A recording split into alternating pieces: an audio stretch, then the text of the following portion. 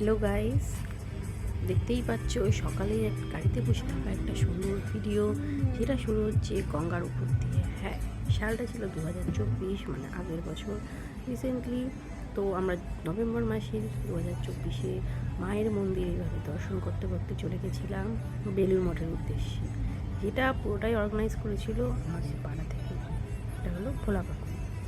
আমরা সকাল সকাল সবাই মিলে গাড়ি করে চলে গেছিলাম বেলুড় মঠের উদ্দেশ্যে।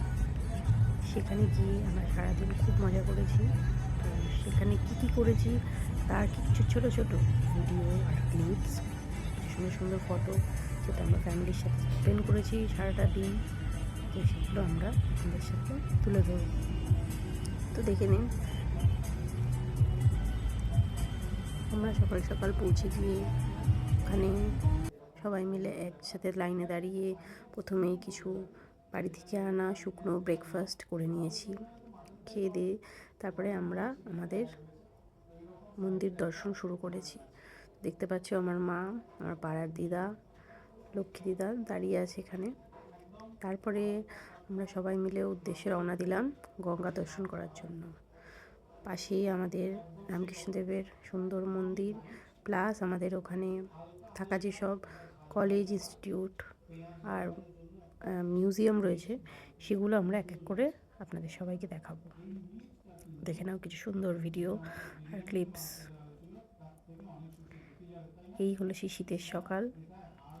এই সেই সদর দরজা, সদর গেট যেটাকে বলে। আমরা সবাই মিলে দাঁড়িয়ে এখানে কিছু ফটো তুলে নিয়েছিলাম। আমাদের পাড়ার সকল বৃদ্ধদের নিয়ে এই আয়োজনটা করা হয়েছিল। তো আমরা সবাই মিলে বাস থেকে নেমে এই গেটের সামনে দাঁড়িয়ে কিছু ফটো তুলে নিয়েছিলাম। এই গেট হলো বেলুড় মঠের। আমি দিদিও গেছিলাম, যেহেতু সবাই এখানে বৃদ্ধ ছিল, মা একা হয়তো সামলাতে পারতো না, আমিও গেছিলাম ওখানে। তারপর আমরা কিছু বাগান পরিদর্শন করে ওখানে একটু রেস্ট নিচ্ছিলাম বসে। সবাই মিলে কিছু মায়ের কিছু সুন্দর সুন্দর ফটো তুলে দিয়েছিলাম সেদিন। দেখুন আপনারা সেগুলো, কি সুন্দর ব্রাইট একটা দিন ছিল।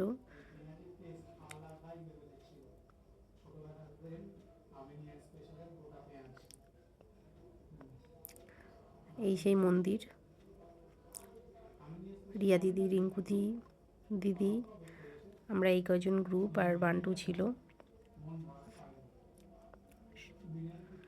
দেখো সবাই যে মন্দিরের ভিতর ঢুকছে, মা এবং আরও বড়রা যারা ছিল রামকৃষ্ণ ঠাকুরের মন্দিরে।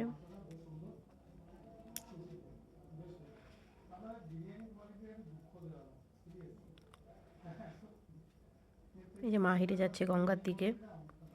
পুরো মন্দির চত্বরটা এতটাই সুন্দর, এত বড়, এত সুন্দরভাবে সাজানো, সারাদিন থাকতে ইচ্ছা করে ওখানে। দেখো গঙ্গায় নেমে মা একটু হাত মুখ ধুয়ে গঙ্গা দর্শন করে গঙ্গা প্রণাম করে নিয়েছিলাম। আমরা তিনজনেই নেমেছিলাম। এটা হলো বেলুড় মঠের ঘাট, যেখানে আমরা পৌঁছে দেখো কি সুন্দর আমরা ফটো তুলেছি, আমি, মা, দিদি।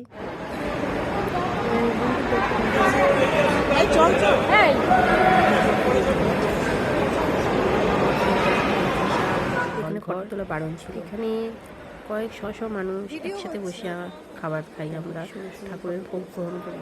তো দেখুন কি সুন্দর এখানে ব্যবস্থা, পুরো পরিষ্কার জায়গা। চেয়ার টেবিল রয়েছে বয়স্কদের জন্য। দেখুন এই বড় বড় হাঁড়িতে বড় বড় এরকম প্যারেলে করে একের পর এক ছেলেরা সবাই এবং খিচুড়ি, ভোগ প্রসাদ, তার থালা বাসন, খুব সুন্দর ম্যানেজমেন্ট করছে এখানে। ঠিক পাশেই বসছিলাম, এগুলো সব দেখাতে পাচ্ছি। দেখুন কত লোক এসেছে এখানে। আমার দিদির পাশে আমি বসেছি, আমার মা ওরা বসেছিল আরও দিদাদের পাশে। দেখুন কিছু ফটো, খুব সুন্দর। এখানে সবাইকে জলের গ্লাসও ইন্ডিভিজুয়ালি দেওয়া হয়েছিল, দেখুন অসুবিধা না হয়। যে আমার মা লক্ষ্মী দিদা পাশাপাশি বসেছে। মা লক্ষ্মী দিদা মাকে দিন ছাড়ছিলই না, তো একসাথে দুজনে মিলে সারাদিন ঘুরেছে। দেখুন কি সুন্দর কিছু একে একে সবার কাছে দেওয়া হচ্ছে, স্বাদ ছিল। বড় দেখুন গামলাটা। এরপরে আসলো তরকারি, সব কিছু দিয়ে একটা সবজি তরকারি। দেখুন কি বড়, পুরো গরম গরম সার্ভ করা হচ্ছে। কোনো তো বাসি দুপুরে বা খাওয়া দাওয়া কোনো সেরে কিছু বাজে খাবার মন্দিরের হয় সামনে না, আমরা সবাই সব মিলে তুলে ফ্রেশ। নিলাম কিছু ফটো। তো দেখে নিই সেই ফটোগুলো। আমাদের পাড়ার যত সকল বৃদ্ধারা রয়েছে, প্লাস আমি, মা, দিদি, রিঙ্কু দি, রিয়া দিদি, যারা আমরা গেছিলাম সবাইকে দেখাশোনা করার জন্য, সবাই মিলে আমরা কিছু ফটো মন্দিরের সামনে আরও ঘুরে তুলে নিলাম। আর এই হলো সেই ছেলেটি, যার নাম হলো সুদীপ্ত, যে আমাদের অনেক হেল্প করেছে, প্লাস আমাদের ড্রাইভ করে সবাইকে নিয়ে গেছে আলাদা করে। তো এরপরে দর্শন হয়ে গেলে আমরা মায়ের মন্দিরের উদ্দেশ্যে চলে গেছি। সবশেষে গেলাম আমরা ভবতারিণী মায়ের মন্দিরে দক্ষিণেশ্বরে। তো গাড়ি করে গেলাম, গিয়ে আমার আর দিদির খুব ইচ্ছা ছিল গঙ্গা স্নান করার।